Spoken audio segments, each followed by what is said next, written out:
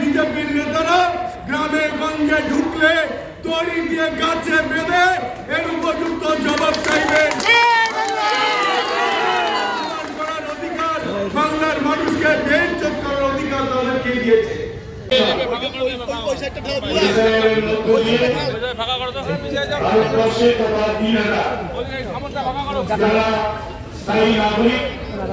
যারা দীর্ঘদিন ধরে এখানে বসবাস করছেন তাদের নাম চক্রান্ত করে বাদ দেওয়ার পরিকল্পনা নির্বাচন কমিশন বিজেপির মদতে করছে। আমরা অবাক হয়ে ভাবছি যে ভারতবর্ষে এটা কোন শাসন চলছে, যাদের দ্বারা নির্বাচিত সরকার তারাই আজকে কারা নির্বাচনে অংশগ্রহণ করবে তারা ঠিক করে দিচ্ছে। অর্থাৎ গণতন্ত্রকে একেবারে সর্বমূলে তাকে বিনষ্ট করার চক্রান্ত নির্বাচন কমিশন এবং বিজেপি করছে।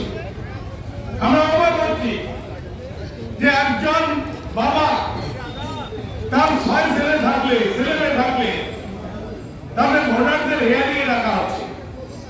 আমি এখানে নিজে দাঁড়িয়ে আছি, আমার 5 বোন 2 ভাই, তাহলে আমরা ভারতবর্ষের নাগরিক নই? কোথায় কোন আইনে লেখা আছে যে একজন বাবা তার 6টা সন্তানের বেশি থাকতে পারে না? তাই যদি হয়, যারা মনুবাদী বিজেপি, যারা বলতেন রামের কথা, যারা রামের লক্ষণের কথা, যারা শ্রীকৃষ্ণের কথা বলতেন, আমরা কি দেখেছি যে শ্রীকৃষ্ণ বসুদেব এবং দৈবকীর অষ্টম গর্ভের সন্তান। তাহলে সেখানে 8 জন সন্তান আমরা নেতাজি সুভাষচন্দ্র বসুকে দেখেছি, তিনিও তার বাবা মার অষ্টম গর্ভের সন্তান। তাহলে কোথায় লেখা আছে যে 6 জনের বেশি সন্তান নিলে সেই সন্তানরা ভারতবর্ষের নাগরিক হবেন না, তার বাবা মা ভারতবর্ষের নাগরিক হবেন না? কোথায় লেখা আছে? কোন আইনে লেখা আছে? ভারতবর্ষের কোথায় সেই আইন? আর আজকে নির্বাচন কমিশন প্রশ্ন করছে, অপমানিত করছে যাদেরকে পাঠানো হয়েছে তোমার 6 জনের বেশি ভাই বোন আছে, তাহলে তারা থাকতে পারে না? তাদের বাবা মাকে অপমান করা হচ্ছে, তাদের ইতিহাসকে অপমান করা হচ্ছে। আমরা জবাব চাইব। এই স্পর্ধা নির্বাচন কমিশনের কোথায় হলো? আমাদের বাবা মা, আমাদের পিতৃপুরুষদের অপমান করা। এবং বয়স কে ঠিক করেছে? নির্বাচন কমিশনের লোকেরা, যারা বিএলও ছিল, যারা আধার কার্ড তৈরি করেছে, গ্রামের মানুষ তারা নিজের বয়সের কথা বলতে পারে না। যাদের বার্থ সার্টিফিকেট আছে তারা না বলতে পারে, তাদের গ্রামের গরিব মানুষ যাদের বার্থ সার্টিফিকেট নেই তারা আইডিয়া করে বলেছে যে তার নামের বয়স বছরের। এবার কি দেখা গেল যে ছেলের সঙ্গে তার মায়ের বয়স 15 বছরের ডিফারেন্স রয়েছে। কিন্তু এটা কি তার বয়সটা কে তৈরি করেছে? কে লিখে দিয়েছে? যারা আধার কার্ড তৈরি করেছে, যারা ভোটার কার্ড তৈরি করেছে, তাদের কাছে কি কোনো ডকুমেন্টস আছে যে তার জন্মের তারিখ এটা? তাহলে ভুল করে তারা ভুল করেছে আর জনগণকে তার খেসারত দিতে হচ্ছে।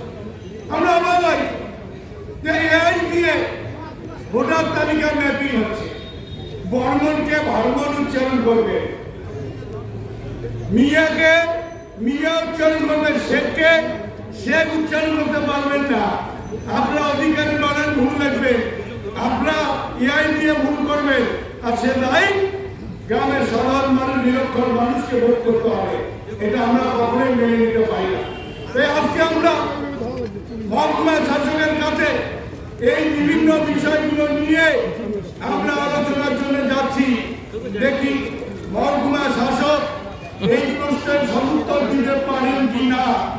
সদুত্তর দিতে না পারলে একটা কথা মনে রাখবেন যে বিজেপির অঙ্গুলি হিলনের নির্বাচন কমিশন বাংলার মানুষের উপর, দিনাজপুরের মানুষের উপরে অত্যাচার করছে, এই প্রতিহিংসার কাজ করছে।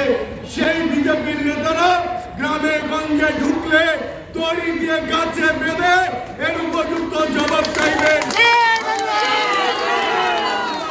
অধিকার বাংলার মানুষকে বেইজ্জত করার অধিকার তাদেরকে দিয়েছে। আমরা নাগরিক কিনা, আমরা ভোটার কিনা, আমরা এখানকার বাসিন্দা কিনা তা ঠিক করবে জ্ঞানেশ কুমার। এই অধিকার জ্ঞানেশ কুমার